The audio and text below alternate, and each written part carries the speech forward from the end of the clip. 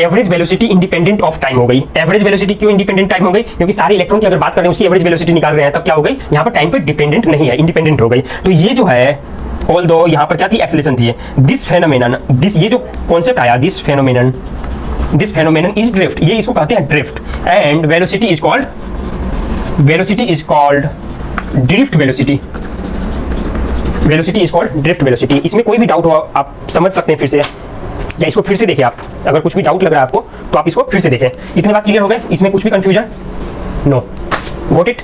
तो यहाँ पर ये जो कॉन्सेप्ट आया यहाँ पर, तो यहाँ पर एक और आप चीज देख सकते हैं कि अगर चार्ज की बात करें, सपोज यहाँ पर किसी कंडक्टर से n is the charge density, है ना, किसी एक पर्टिकुलर एरिया में, मतलब चार्ज पर यूनिट वॉल्यूम है, इसको वॉल्यूम से मल्टीप्लाई करेंगे तो क्या होगी, चार्ज निकल जाएगी। नंबर ऑफ इलेक्ट्रॉन है, इलेक्ट्रॉन डेंसिटी, सपोज ये क्या है, electron density. Electron density means electron per unit volume, तो इसको मल्टीप्लाई कर देंगे आप, एरिया से मल्टीप्लाई कर दें और लेंथ से मल्टीप्लाई कर दें। सपोज जब वेलोसिटी vd है और टाइम t के लिए ले रहे हैं, तो ये लेंथ हो गई, length multiplied by area, volume into n means number of electron density, तो ये हो गई number of electrons. Number of electrons अब निकल गई, तो आपको पता है कि एक इलेक्ट्रॉन पर चार्ज क्या होती है, -e। जब -e चार्ज होती है, एक इलेक्ट्रॉन पर चार्ज होती है -e, तो यहाँ पर आप मल्टीप्लाई कर सकते हैं -e से, तो क्या हो जाएगी। अब चार्ज के बारे में एक और बात पता है, ये भी चार्ज होती है I इंटू डेल्टा टी, क्योंकि करंट क्या है, चार्ज पर यूनिट टाइम, तो डेल्टा टी से मल्टीप्लाई करेंगे तो क्या हो जाएगी, ये भी चार्ज निकल गई। यहाँ पर जो वैल्यू निकलेगी ये भी निकल जाएगी, NEAVD डेल्टा टी। इसमें कोई confusion? T, VD, area, N और E, हर एक इलेक्ट्रॉन पर कितनी चार्ज है। तो यहाँ पर आपको एक डाउट तो हो सकता है कि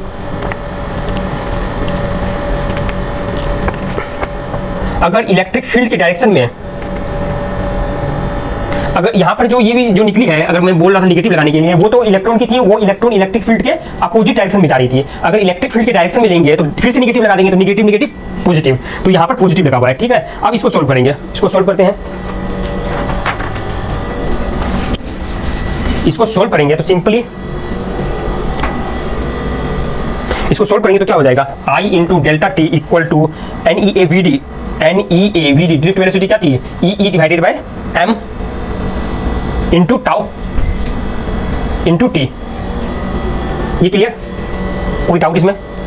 ओके, इसको सोल्व करेंगे तो डेल्टा टी, ये भी डेल्टा टी थी, कैंसिल, तो I क्या हो सकती है, I equal to J into area, current density into area, NEA by m divided into tau, तो एरिया कैंसिल, तो J इक्वल टू क्या हो गई, NE square E divided by m tau. इसको क्या लिख सकते हैं, N square tau by m multiplied by E। हमने ये ओम्स लॉ से क्या पढ़ा था, J equal to sigma E, तो क्या यहाँ पर सिग्मा से रिलेट कर सकते हैं, तो इसका मतलब sigma equal to NE square, sigma equal to NE square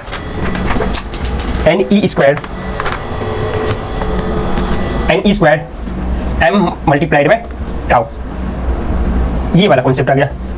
इसका मतलब ये जो कंडक्टिविटी है, कंडक्टिविटी जो आ रही है, उसकी कंडक्टिविटी की जो वैल्यू है वो डायरेक्टली किस पर डिपेंडेंट हो गई, NE square by m means mass, n means electron density, E क्या है, हर एक इलेक्ट्रॉन पर कितनी चार्ज है उसकी मैग्नीट्यूड, उसको स्क्वायर करना है।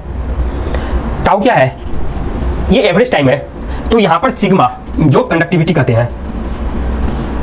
तो ये वाला कॉन्सेप्ट आपका सारा क्लियर हो गया। ये चैप्टर खत्म होता है कि drift of electrons and origin of resistivity. आप देख सकते हैं कि ओम्स लॉ को भी ये फिर से वेरीफाई कर रहा है। जो ओम्स ने कहा था कि J इक्वल टू सिग्मा, ये यहाँ पर सिग्मा की वैल्यू निकल गई। इसका मतलब it is also based on Ohm's law. ये कॉन्सेप्ट था। आप मेरे चैनल को सब्सक्राइब करें और थैंक यू।